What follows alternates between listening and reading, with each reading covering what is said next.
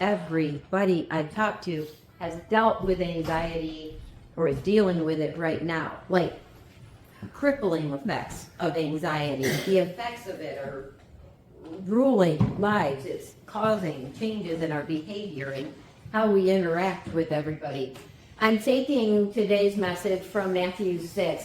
It's 7 through 34. I'm going to be reading it in pieces and breaking it down from there. Before I start, though, I wanted to talk about something that has actually been brought up to me more than once this week. So I'm taking that as a sign that I need to address it real quick. I've had a lot of people talk to me about the Bible saying that we're to fear God. It mentions it in many verses talking about fear God, the fear of God, over and over and over. And we had a message last week about fear and that we are to live as God's children without fear. So what do we do with that word? It's saying fear God. So are we called to be afraid of God? Absolutely not. Absolutely not. That word fear in there, replace that with awe. Replace that with respect and reverence. And it's the understanding of how big God is, how capable God is, that he is the ruler and judge over all. We have nothing to fear of him. We're his children. We're not called to be afraid before God. We're not called to grovel in front of him or any of those things. But we are called always to have a very healthy, awe-filled respect of our Father, God.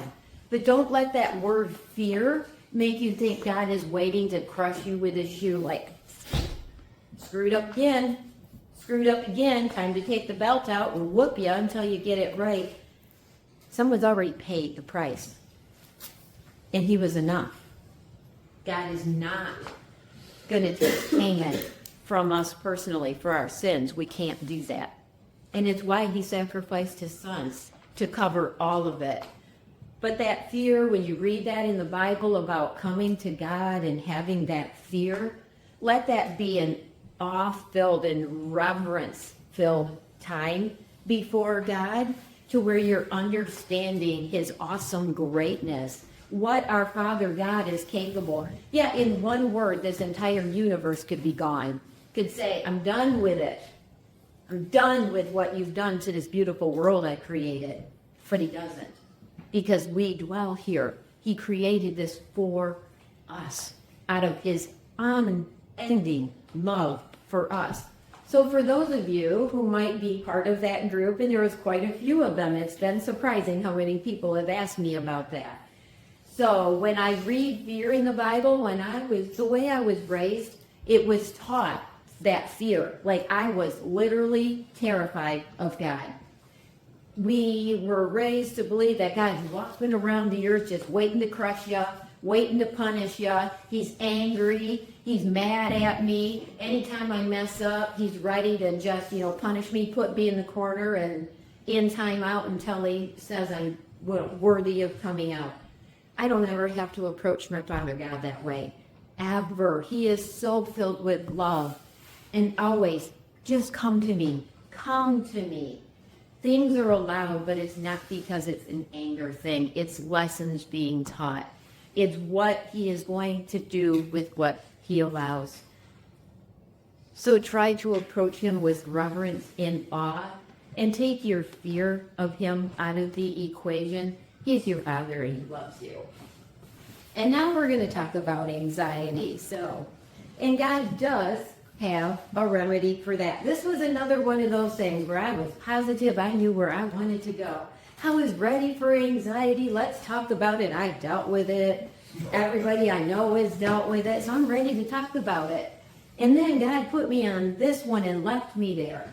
I'm like, I have a million other things I wanted to go with. There's all kinds of scripture that talks about anxiety and fear, which tells me ever since the fall, people have dealt with fear and anxiety, because I can imagine Adam and Eve, as soon as they took a bite of what they should not have taken a bite from, experienced for their first time ever an absolute fear. The recognition was now there. They got what they wanted. They didn't know they asked for that, though. They thought they had an understanding. We're going to be like God. We're going to understand like God. So they willingly ate and suddenly realized, as God's walking through the garden, I can only imagine the terror. And it started there. They didn't have that before. And now they're full on feeling the effects. And guess what? Every single one of us that follows continues to feel the effects of fear, which is the root that anxiety comes from. Anxiety is a powerful weapon into the one who is the liar. So anxiety, this is one definition that I found. It's a feeling of worry, nervousness, or unease about something uncertain or threatening. It can be a normal response to stress or a prolonged state of fear and apprehension. And then the psychological definition. Anxiety is an emotional state characterized by excessive worry, nervousness, or fear that can interfere with daily life. And it often involves racing thoughts, restlessness, and difficulty concentrating. I'm familiar with all of those things. I don't often realize that its source is from anxiety, but it is. Fear, think of it this way. Fear is a natural response to a danger that's immediate, something you can see, something that's right there. You know, if I have a angry mother bear charging me because I thought her babies were cute and I wanted to pet them, I think I'd have a very healthy and realistic dose of fear, like I should. That would be a normal human response to a very immediate danger. Anxiety would be, I'm not walking down that beautiful trail through the woods because what if there is a mother bear out there? And what if there's a cute cub? What if I wanted to pet it? Because then maybe something bad could happen. So I'm not going to do it. That's anxiety. It didn't happen. The fear wasn't there. I didn't see a bear, but in my mind I imagined, well, it could be there and it could happen. So to be safe and to not get hurt, I'm going to stay here and I'm not going to walk down a beautiful trail. So that's how I understand the difference between a fear, which I see as that's a healthy response. God gave that to us to protect us from something we can see and we know for fact. Our anxiety is based on our thought process that tells us the potential is there, that something could happen, and that excessive worrying about the might, it could, it's possible, what if, that's all anxiety working. But it's really good at crippling us right where we are. It keeps us from moving forward. Genesis 3:1 says, the serpent seduced me, she said, and I ate. Satan knew exactly what he was doing. He's a master manipulator. There's a reason he got thrown out of heaven. He was one of the angels, the most beautiful, if people don't know this part of it. Satan was in heaven with God. One of the angels, considered the most beautiful angel in heaven, and it was that knowledge that led to his downfall. A third of the angels with him were cast out and thrown down. Satan is not content in letting people be. The full intention is to bring as many down with him. And it's pretty remarkable, the enemy that we're up against, because he understands us. He understands our minds and how we think. He understands the power that is in fear and in anxiety. He understands that it will keep us and separate us from our solid faith and trust in God as he leads us through the plan he has for us in life. And he keeps us spinning and spinning. Those racing thoughts up here, thinking about the what ifs, he loves those. And he'll show you all kinds of examples as to why you can keep thinking that way. Look at it happen to them over there. Well, yeah, the odds of getting struck by lightning, though, are pretty slim. But, I'm not ever walking outside if there's a lightning storm within 40 miles here, because I might get struck. He uses those things, and it plants so deeply in our mind. And we hang on to that. And the plan that God has for us starts to get muddled. We don't see it because we're so deep and lost in the fears that we have of what could happen. It takes our eyes off our Father and puts it on the one who was cast out. This one's beaten. This one's lost already. He's got nothing to lose. Absolutely nothing. He knows what's coming. He knows the future. He knows it. Doesn't mean he's just going to sit there and, well, okay, I guess I'm done. I'm lost. No, he's hard at work. And he uses things against us like our own emotions. Matthew 6:7-18. The world is full of so-called prayer warriors who are prayer ignorant. They're full of formulas and programs and advice, peddling techniques for getting what you want from God. This was a hard place for me to go.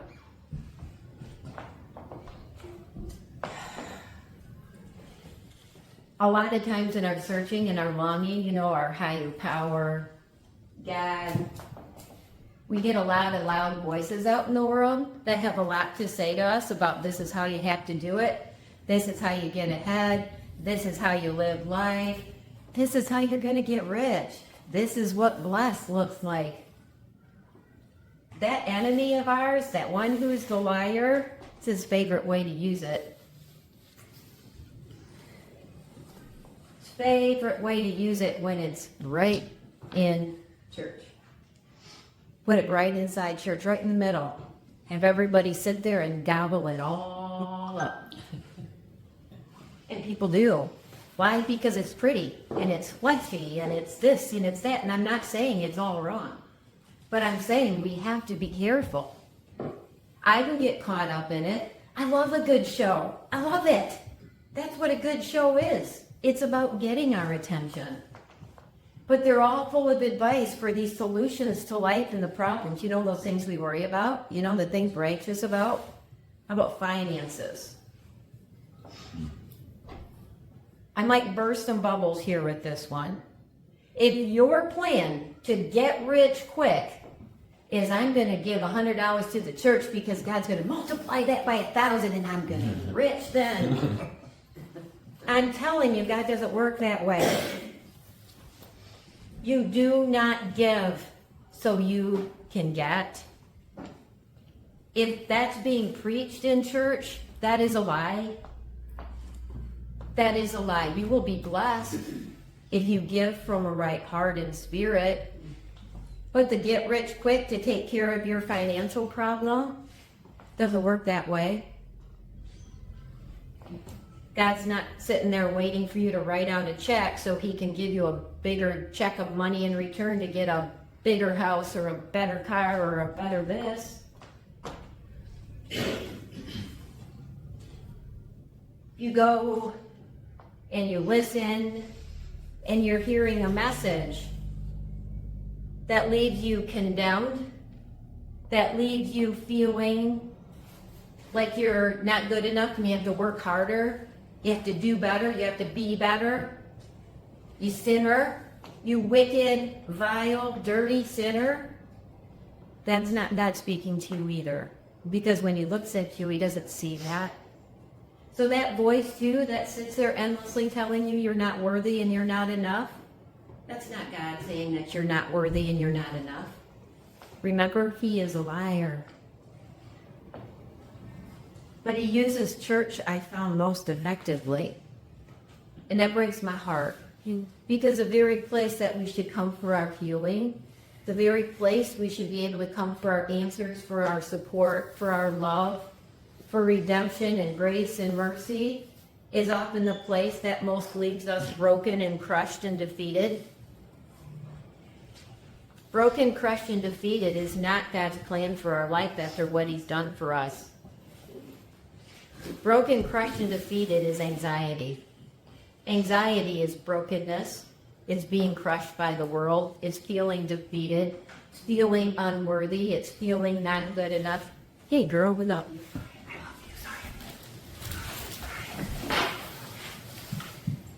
I hate that this is one of the most powerful tools I see currently in the hands of the one who lies. And I'm seeing it more and more and more. Like, that strikes fear in my heart. Now openly ask every single one of you here, if you hear words coming out of my mouth that are not what God would say, that you feel may not actually be truth, please get to me immediately. Please sit me down and have that conversation. It's not lost on me, the position that I've been called to. And that's a heavy burden that I carry. It's that important to me. I want truth spoken off from here because I love you, but because I know God loves you more. And He has a message that He wants shared with you. I pray that I'm never a tool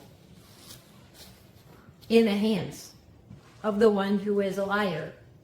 I pray that I'm not the one who feeds into your anxiety because you had an expectation that if I live life this way, because I heard it in church, then this is going to happen. Then life is going to get easier. I'm going to get rich. All my family's going to be restored back to me. A little part of me, I found out, did actually believe pieces of that, and I didn't even know it. Because when I got good and I'm in recovery, I don't drink or use or anything. I expected financial things would get a bit better. My kids would all come flocking back and surround me in big happy thing. Life would be smooth sailing. Well, I got to that point, and not only did my kids not all coming back, 2 more joined them. So now 4 out of the 6 really rarely ever talk to me. I don't understand that. I don't understand the timing of that, but I've given that to God. Financial peace, it's a good thing I'm not motivated by money because, God has taught us a big lesson in faith. So my husband is not employed right now. That was a new development. That happened after. That wasn't God writing a big fat check, but He was saying, trust me with the plan I have for you. And we do. I mean, it's surprisingly weird to have this newly let go from a job guy over here, happy as a clam, living his best life because he feels like it's God's will for him. Do you know what a delight to my heart that is? I take such joy in that. I have no worry or fear over that. In that smooth sailing life, I got some choppy seas that are going on. I have people taking pot shots at me. I've had a few arrows hit the mark. But I've learned how to pull them up and heal the damage, and I keep on going. But this, what so often happens, this is just a dangerous thing. It's a dangerous thing when the father of lies has gotten into church. And it erodes and undermines all that God really is. So instead of preaching the whole, let's get you rich, let's make life easy and all this other kind of stuff, instead of doing that, which sets up for failure, why isn't church talking just honest truth? Just the real honest truth? Yeah, choosing Jesus and jumping full on into that life, best decision you will ever make. And guess what? The road gets bumpy.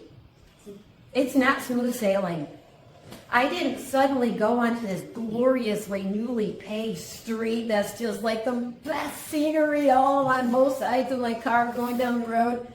It's been everything but it's been the best journey I've ever been on in my entire life because I finally understand it's a plan that God has for me.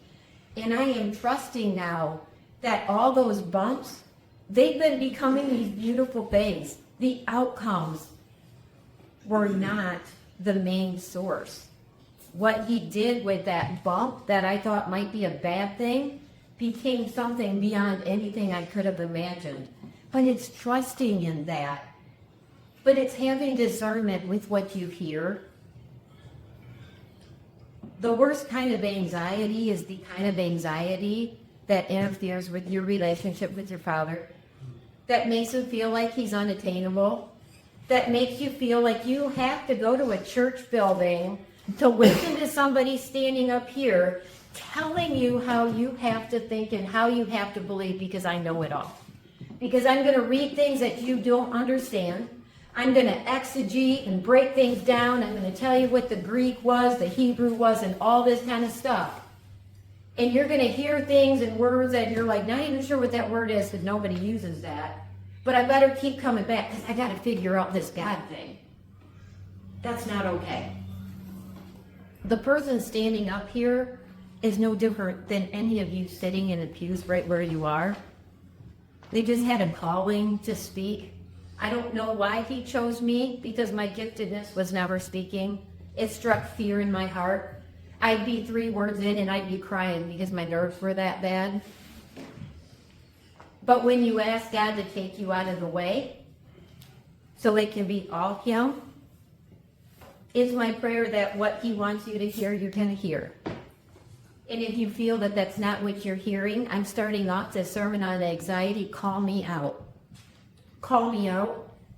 Because my only desire is that truth is spoken here. Because then you can build that foundation where anxiety doesn't grow so big. Because we know who our Father really is and who he honestly is. And he didn't put us here to live a life that wasn't full and joy-filled no matter the circumstances.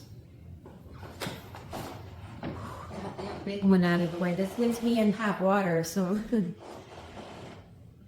churches are places too where a lot of people won't happen. They don't like to be called on some things, and I have to be called on some things, and truth has to be spoken. All right, don't fall for their nonsense. This is your Father you are dealing with, and he knows better than you what you need. We get anxious, I think, over a lot of wants. And as we sit here in America with all that we have, wants and needs become a blurred thing for us, because a lot of the things we consider a need is certainly not a need in a lot of other countries. Like, I need fast Wi-Fi, like, now. So my smartphone, my tablet, my laptop, my desktop, my kids' stuff, the game system, because that all has to work. I have a freaking refrigerator at home and a stove at home that literally run on Wi-Fi. I could pull up right now and show you what's inside my refrigerator if you so wanted to see. There's not much in there, but there's a couple things. But is that a need? When did that become a need for us? We get that very skewed. It's no wonder that here we are in a nation where everything's available, all the opportunities, we're safe, we can have all the views we want, that's very obvious. But we live in more anxiety than almost anywhere else. Why is that? We should have the least to worry about. People are like, well, what about, if I don't have a house? What if I don't have whatever?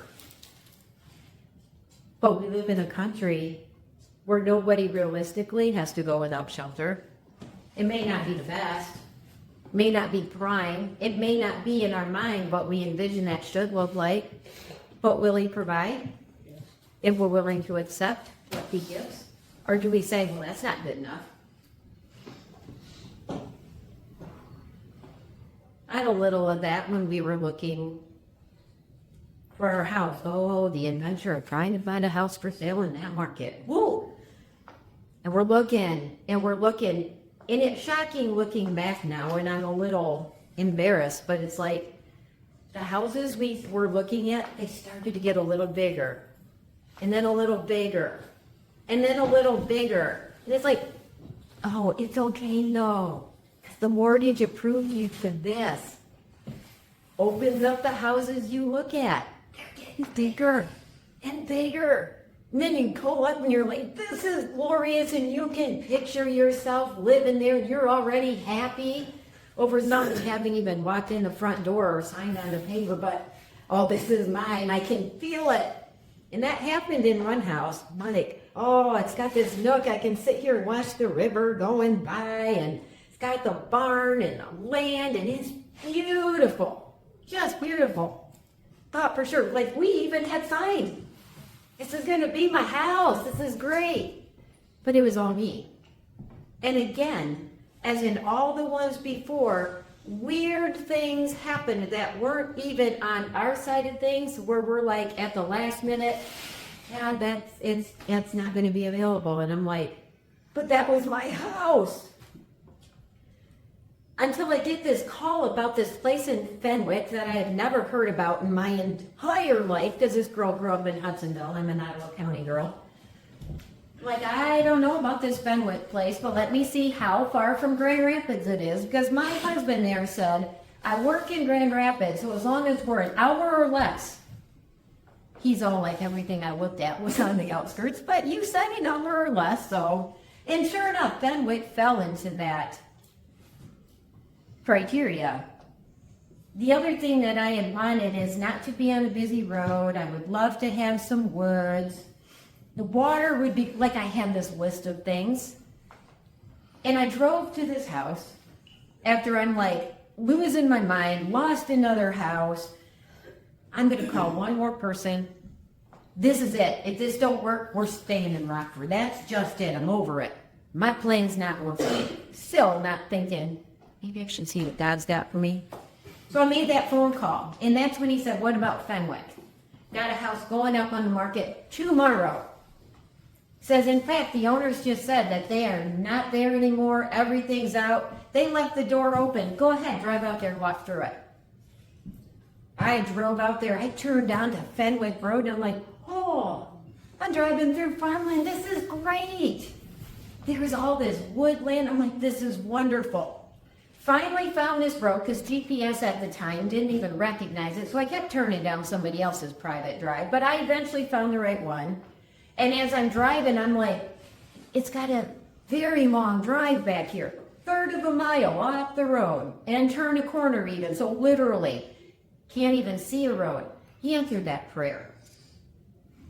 The woods, I have a beautiful pine forest on one side, beautiful hardwoods right out the back, and guess what bumps up to it? Hundreds of acres of state land.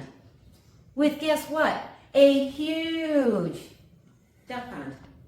Oh my goodness, I got woods, I got water, I'm off the road, the whole thing. It was nothing special. It wasn't a show house. Still isn't. But I love it. Needed a lot of work, but I can do that. You know, that diamond in the rough, the thing I didn't know I was gonna love.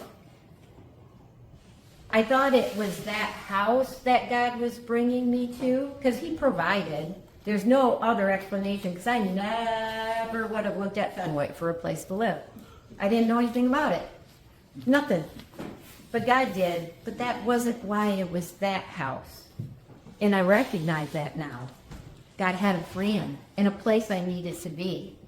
I sat there worried and anxious over this the whole time, because this plan that I had, this stuff that we were talking about, what life was going to look like and all this stuff, God's like, that's not the plan and calling I have on your life. If one of those houses had worked out, this wouldn't exist. I wouldn't be here. I wouldn't have said yes to ministry. I'd be working a full-time job with my husband, because we'd be trying to sit and pay for a house that we didn't need. It's two people with a bunch of little dogs and Marley, but it's just the two of us. We didn't need those big houses. I didn't need a mortgage that big. I didn't need to be in the right neighborhood. I didn't need those things, but I thought I did. Because, you know, I want to look like we're doing better and like life is successful. My kids will look at me and say, Mom's doing so great. That superficial garbage means nothing to me now. I'm so joyful that we're in a house that has a tiny little mortgage on it, that we're making into the house that we enjoy. That's just a few minutes away from a building that I adore being in. serving people that I love more than I can express. My anxiety could have kept me from that, though. God knew what we needed. He understood it, and he kept us from that what was not meant for us. And I got upset. I started getting filled with fear and anxiety because we were temporarily renting this place in Rockford, and it was beautiful. Right downtown, we could see the river, the walking path, and everybody hung out. It was grand because it was the desirable street. But it was not cheap to live there. It's a lot of money to throw away. So then I had anxiety over that. How long are you going to throw money away? How long, and over and over and over and over. And those are my drinking days. So there was a lot of, life is rough and hard. We're never, I even went like, we're never going to find a place. Find some boxes and go down by the river, I guess. That's what's going to happen. Because, of course it goes from that to, there's no house for me. No, not everybody else gets a house, but we don't. No, I had those thoughts. And I worried and worried and worried. How do I figure it out? But I didn't take it to God like I needed to. So remember that. He knows. He knows what you need. As you're worrying and stewing about it, trying to find the answer, trying to figure out, God's like, are you going to look over here? Just keep your eyes on me and follow me because I'm going to show you. That's all we have to do. Just look at him. He'll show you. So with a God like this loving you, you can pray very simply like this. This comes from the Message version. We're all familiar with the Lord's Prayer. I'm very surprised that it was the Lord's Prayer that came up in my message about anxiety. But when you break it down, it's not a surprise. It isn't a surprise. Our anxiety often comes from praying prayers that aren't the simplicity of what the Lord's Prayer is. So in the Message version, it says this: Our Father in heaven, reveal who you are. Set the world right and do what's best, as above, so below. Keep us alive with 3 square meals. Keep us forgiven with you and forgiving others. Keep us safe from ourselves and the devil. Remember, he is a liar.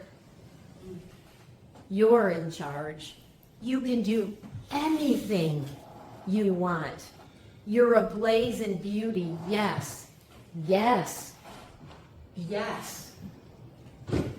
We were given this prayer by Jesus, who has everything at his disposal, can ask for anything. Nowhere in here does it say pray for a bigger house, pray for more money, pray for the right job, pray for the right relationship, change my life this way, get me this wardrobe, this car's not good enough. None of that is in there. None of it. It's down to the very basic, just give me enough to, can I have enough to eat? Forgive me, but allow me to forgive others like you've forgiven me. Let me live that kind of a life. It comes down to a pretty simple and basic way of living life. And I'm finding as I'm stripping away all the extras that my life used to have, and the extras being my thoughts and ideas on what it should be like, I'm finding it's my dealing with anxiety is lessening and lessening and lessening.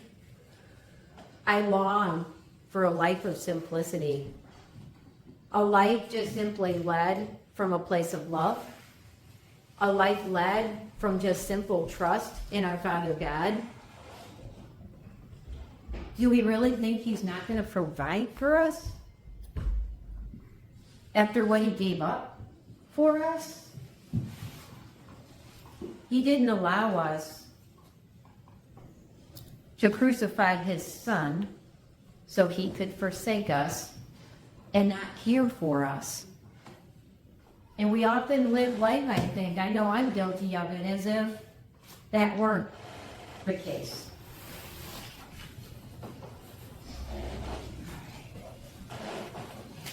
Jeremiah 23, 16 through 17 says,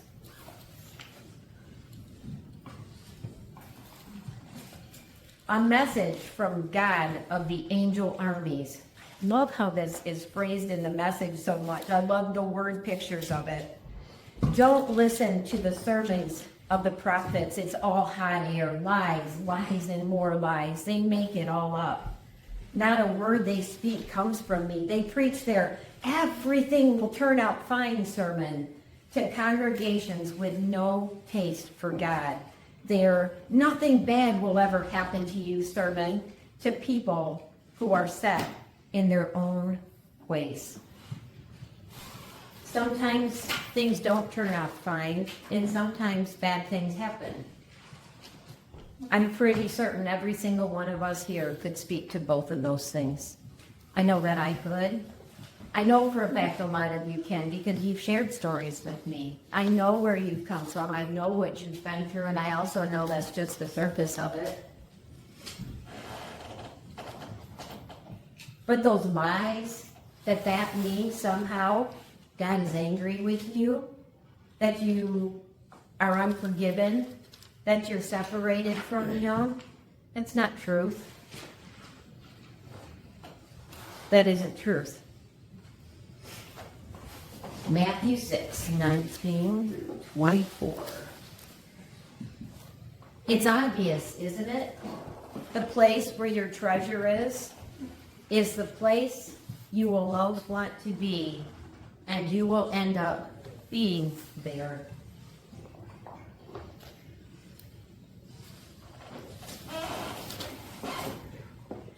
Where is your treasure? Where's my treasure? You know, what's the most important to you? You know, think of that, your top 3 things most important to you. What would you put on that list? What's number 1? What's number 2? What's number 3? Top 3 priorities. For a lot of people, this would come to mind. Oh, gonna retire in my 30s, independently wealthy.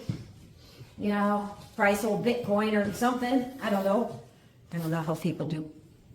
I don't know how they get rich quick. I don't know. That hasn't come into my life. But once I have money and I'm vacationing or living in glamorous places and my pictures on Pinterest and Facebook are better than anybody else's because I'm so blessed. Those are my favorite. Look at this. Look at my backyard. It just got redone. It had a nice pool, but look at this one. Oh, it's an infinity pool with a built-in hot tub. The kids have their own because can't have them in mine. And God knows I'm so blessed. Is that what that is, though? Is it really? I feel a sadness now so often for those searching for their joy in that. In the what I get, what I have, what my title is, what my position is, what people think of me. You know, if I get all that stuff right, you know, these people here, they don't have a care in the world. Anxiety, oh, look at them, they don't know what it is. I mean, she's got a glass of wine in her hand, things are great. I'm living my best life. I'm so happy, look at me, I'm smiling as I'm looking off to the distance, looking perfect. I'm telling you, this isn't the answer. I didn't have this life, but in the past, I've had. I didn't have to live on a budget. If I wanted something, I usually could, we'd get it. Wanted to travel, we'd travel. I've had that. And it's some of the worst periods of my life. Money and having it, there's nothing wrong if you've been blessed financially. That isn't wrong. That also is a gift from God. And to some people, He does give that to. But if He hasn't blessed you financially, that doesn't mean you've fallen short. It doesn't mean He loves you less. There is no joy that is found in money. And maybe that sounds foolish because you're picturing all these things. Well, I'd sure be happy as I'm driving that. I'd be real happy if I could wear that outfit. That's amazing. I'd be so happy if something that money could buy.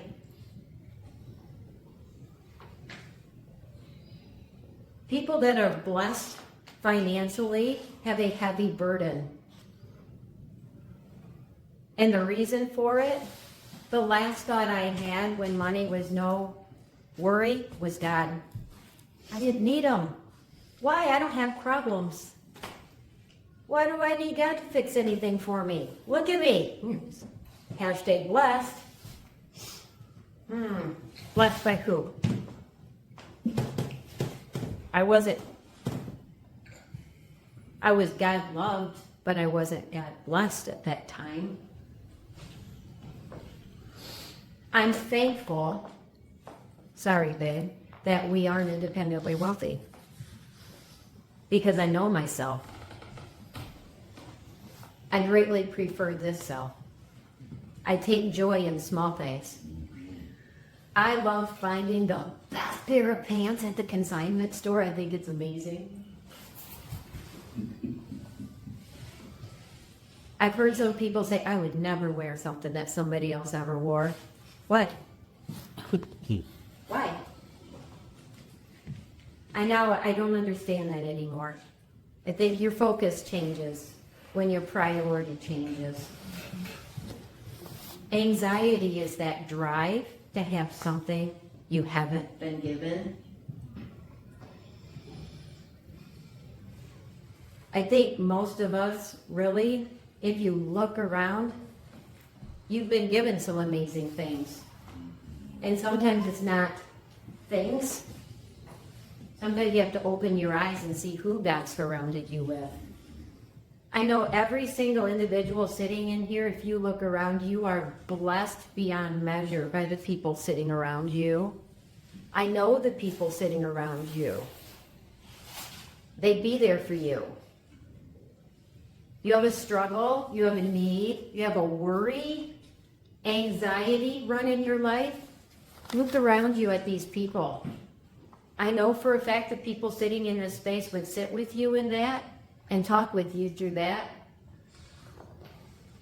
I know God always will, but I also know God understands humans. We need tangible things sometime in our life. We were not wired to be alone. We were wired for community. God understands that we can't physically see God other than the fact that he is everything and in all things, because all comes from him.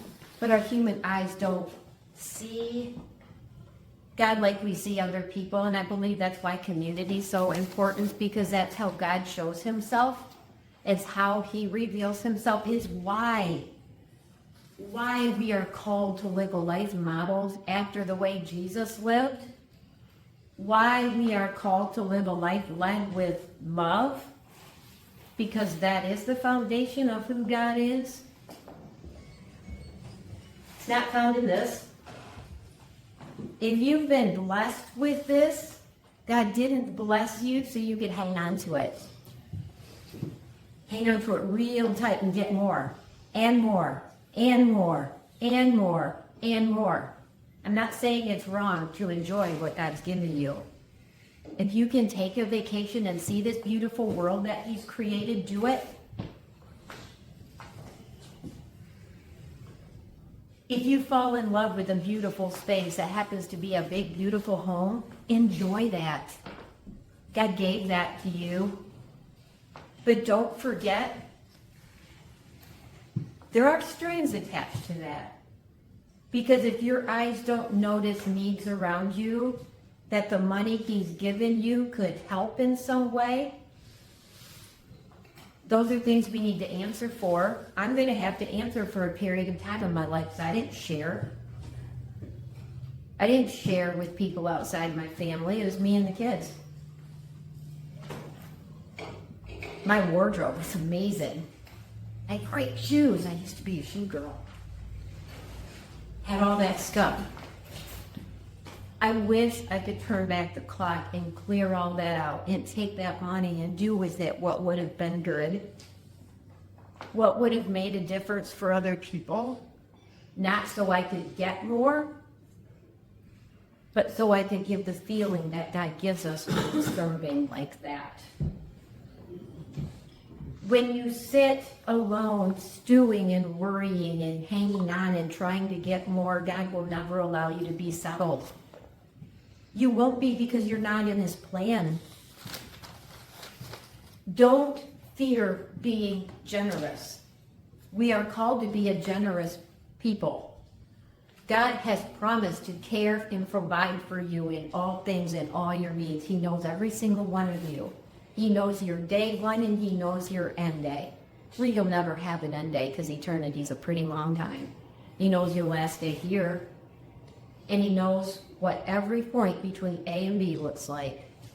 He's got it all known. We can trust him in that. He tells us to try him.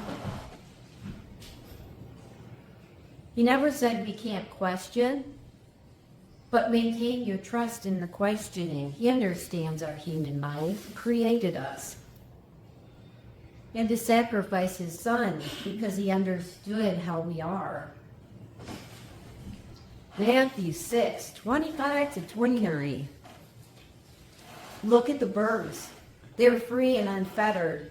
They're not tied down to a job description. They're careless in the care of God. And you count far more to him than the birds.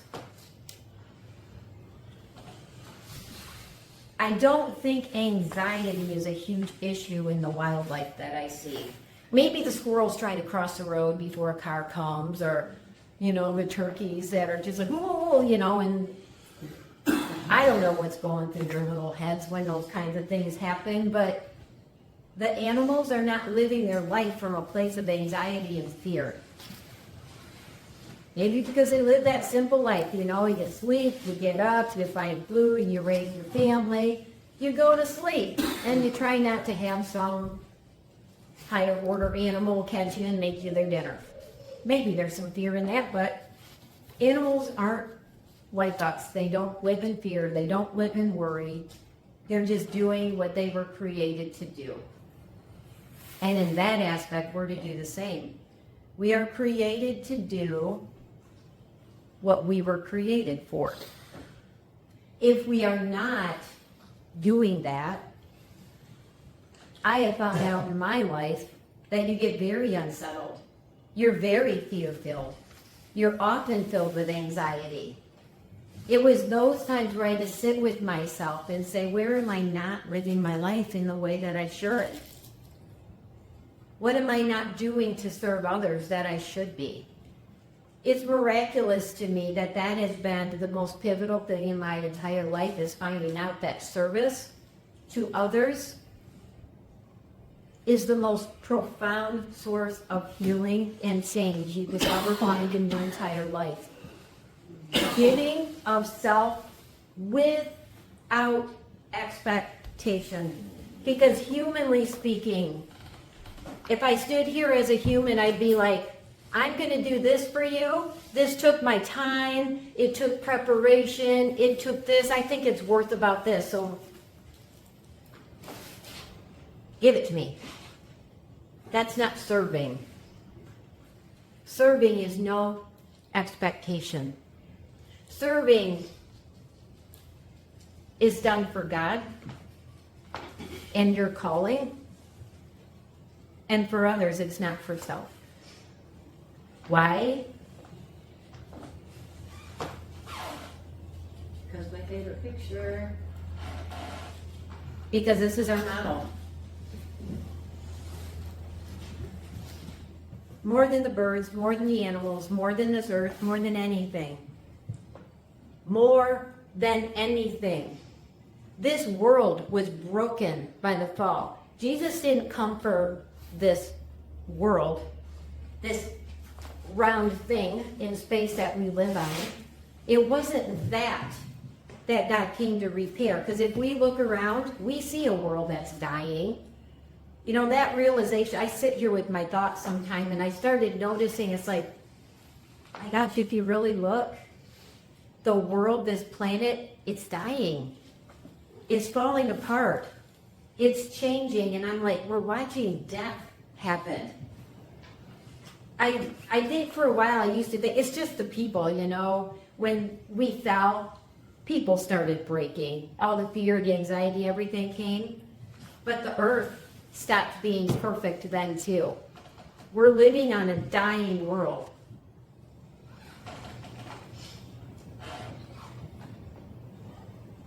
He came for us.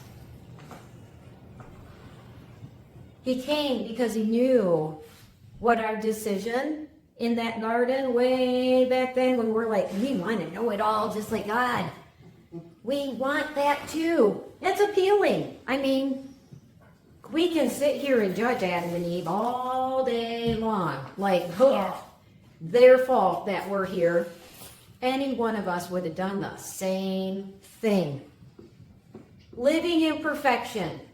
You have everything you need and beyond. I can't imagine the world they lived in, because I see things in my world that are beautiful, like breathtakingly beautiful, and I'm looking at a broken world. What did it look like before it broke?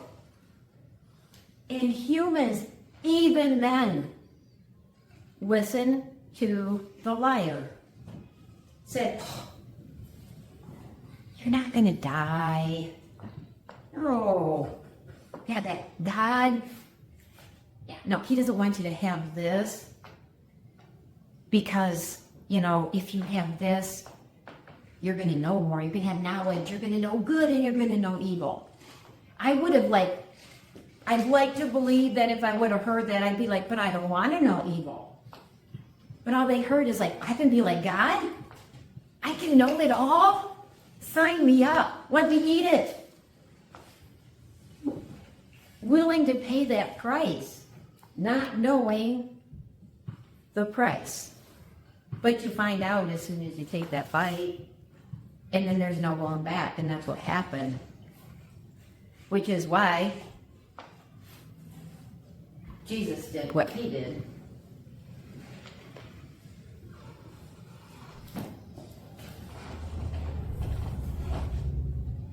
I would give anything in the world to take fear and anxiety out of this world, because I see the damage and the harm that it does to so many. The voices in your head telling you things that aren't true, keeping you frozen in inaction, and it's bad enough for people without a substance use. I think it gets a little extra for those of us going through that part, because we have that added thing of knowing what people think about us. We know what people say about us. We know the judgments people have. I'm in a really unique position of doing what we do here, and I talk to a lot of people on the outside and they explain it. In the descriptions and ways some people word what I do and choose to do and the people I serve, I really have to fight my anger sometimes over the judgmentalness that people have. But I remind myself they're uneducated and they don't know. Just don't know. Don't worry about missing out. You'll find all your everyday human concerns will be met. Give your entire attention to what God is doing right now. And don't get worked up about what may or may not happen tomorrow. God will help you deal with whatever hard things come up when the time comes.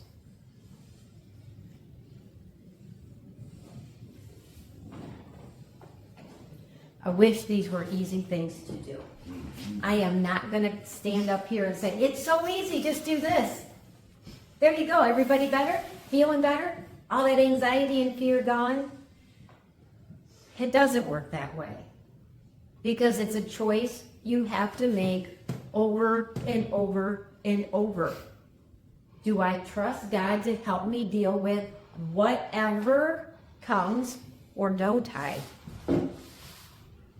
If you say yes to that and you really mean it, you have to step away from your fear and your anxiety. God? There it is. I'm not bringing it with me anymore because I can't change it. I can't make my kids talk to me. Can't bring my kid home from a war zone. I can't change what happened in the past. I can't put more dollars in my bank account. I can't this, I can't that, I can't that. So I'm going to sit and just worry about it. I've learned that that doesn't help anything. It makes it worse and it takes me away from my Father God. And I can tell you, without lying, 100% of the time God has provided for my needs. Even when I wasn't walking with my eyes on Him, didn't mean His eyes weren't on me. He's always known where I was. He's been with me in every decision I made. Talk about shame. That's where my shame comes from. Not that other people will find out or could find out. I don't think there's anything left out there because I put it all out there. Might as well. You can go digging. I don't care. I'll gladly talk about it because isn't God amazing? Isn't He amazing? Look what He's done in my life. But the knowledge that in those moments, even if nobody else saw, God was sitting right there with me when I made that decision and that choice. Every time I took a drink, God would sit right next to me. Every time I got drunk, every time I got blackout drunk, every time I made the fool out of myself, every time I hurt somebody, every single time, He was right there. And the part that is the hardest for me is that the entire time He was there, He's like, I love you. I love you. I'm right here. I love you. He never got mad. Never told me how worthless I was. That was my own voice in my head. Because I didn't listen. Because I didn't believe it. Because fear is a powerful weapon. He will help you with whatever hard things come. This is filled with hard things that came to people's lives. Filled over and over and over. And I think it's one of the reasons why fear and worry is one of the topics it talks about hundreds and hundreds and hundreds of times. Some versions have over 500 references to fear. If things are talked about frequently in the Bible, 3, 4, 5, 6 times, it's something to take note of. It's all to take note of, but hundreds of times? That tells me how big fear has been in people's lives. For centuries, it's not new to us. We're just unique in the situations that we work in and deal with or live in.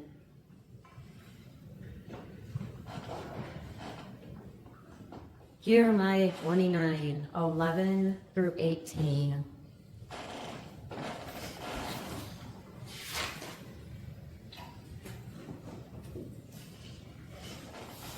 I know what I'm doing. I have it all planned out. Plans to take care of you, not abandon you. Plans to give you the future you hope for. When you call on me, when you come and pray to me, I'll listen. When you come looking for me, you'll find me. Yes, when you get serious about finding me and you want it more than anything else, I'll make sure you won't be disappointed. That's God's decree. I'll turn things around for you.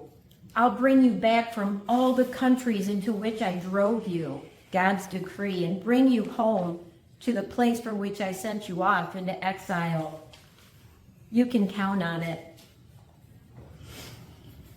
We're often in exile in far-off lands. Think of the journeys our lives have taken. My drinking, that was my far-off land. That was my exile. God allowed me to end up there. He knew where I was going to end up. He was right there the whole time, just waiting for me to look at him. But that was my exile.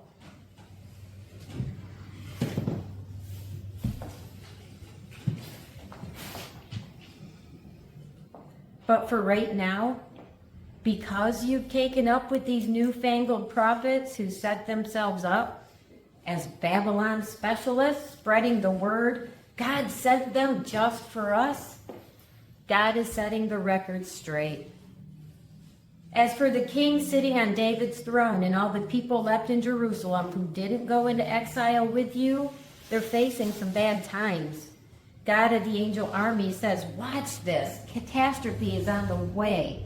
War and hunger, disease. They're a barrel of rotten apples. I'll rid the country of them through war and hunger and disease.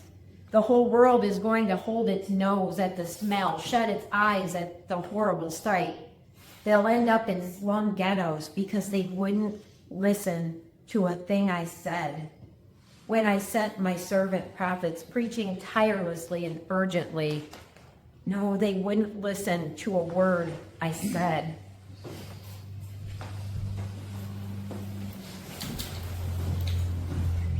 It's kind of an ugly picture of what can happen out there in the world, but it's what happens when we don't listen. It's what happened to me. Things were stinking to high heaven in this world I was trying to live. You know, I thought I had a good idea of life and what a good plan for life looks like, but it was a slummy, stinky, smelly, rotten place, all dressed up in a nice house in a nice neighborhood. Didn't change what it really was. All we have to do is listen. In those times when the anxiety is taken over and the fear is huge, you don't know where to turn, and I'm telling you, if you're in early recovery, it happens all the time. It's a whole new way of living. How do I do it? How? Who do I listen to? Everybody's got advice. It's going to happen. People are unique and individual, and their journeys are going to be unique and individual, but there is one who does know. But it takes quietness. It takes a heart to listen. You have to want to hear, and you have to want to follow it. Not only if it's going to give you what you want. We have to be content with our needs being met and looking the way that they do right now. If you can't be content right now, ask yourself why. Because everything you have, everything I have, everything you don't have, everything I don't have, is God's decision. Nothing I did put me here. Nothing. I can say that for absolute fact. It was never my intention in this lifetime to be up here talking on Sunday morning. This isn't me. An outreach center for recovery? If you thought that in my dreams of my retirement years, that was part of it, was never on my radar. But I sat and worried about how am I going to retire. That was starting to scare me. Like really beat me up because you hear the things, you need this much to retire comfortably. Have this, and you got a plan for this, and then, I get into where I have to try and pick apart the like, do I want A, do I want B, is it going to cover this, there's so many things, and I was so filled with worry.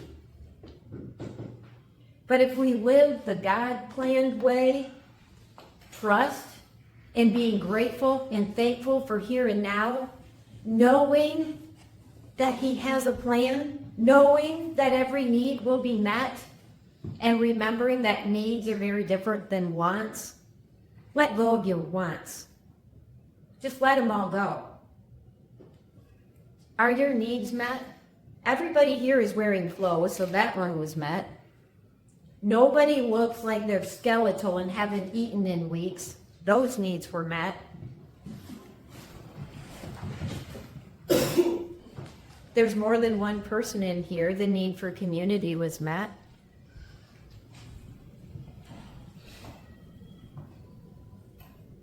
God meets needs always. The anxiety and the fear, it's a hard thing for me when I sit in my anxiety and fear, because it's like, where's my trust? God, I made a promise to you and I failed again because I'm scared. I don't see your plan and it's hard for me to trust you right now. But I want to. It's okay to tell God that. I want you to know that. Come to God as you are, in every bit of your brokenness, and just put it out there. If you need examples of it, get into some of David's Psalms and listen to how he talked to God. Everything from broken, on his face in the dirt, tear covered in brokenness, to literally shaking his fist at God and making demands. That's the God we can go to. God says we can try him. I promised. Test me. Because he's never failed. If he says your needs are met, I will provide. He's not a liar. Sometimes that voice, though, that we hear makes us look at it as if it's a lie. Because why am I living here then if you're taking care of me? But you're living someplace, right?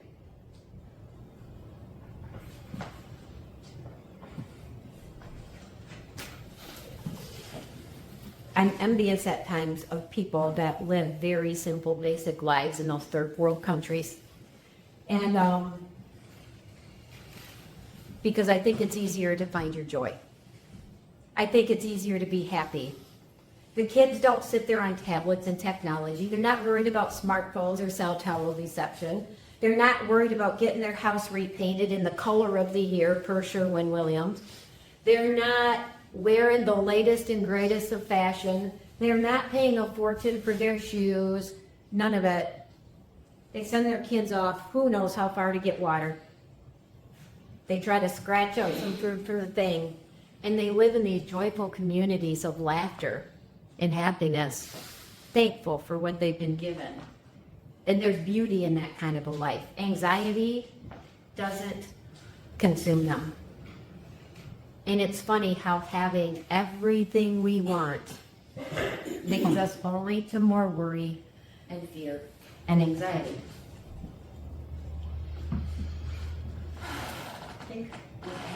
Yeah. You're probably going, thank goodness, how long are you going to talk about this? But this is a big topic, and it's just going to be part of life. And it becomes a choice of handing it to God, who knows what to do with it, or you can sit and hang on to it and continue to spin and worry and be fearful. But you don't have to. So I'm asking you, please, if that consumes you, if you walked in carrying that, there's plenty of room up here. Just leave it. Leave it. Give it to God and tell him you're done. Because he knows what to do with it. And I promise you, he will do what he will do. Just trust him. Thank you. We're going to finish with one last song, and then we'll pray, and then we're going to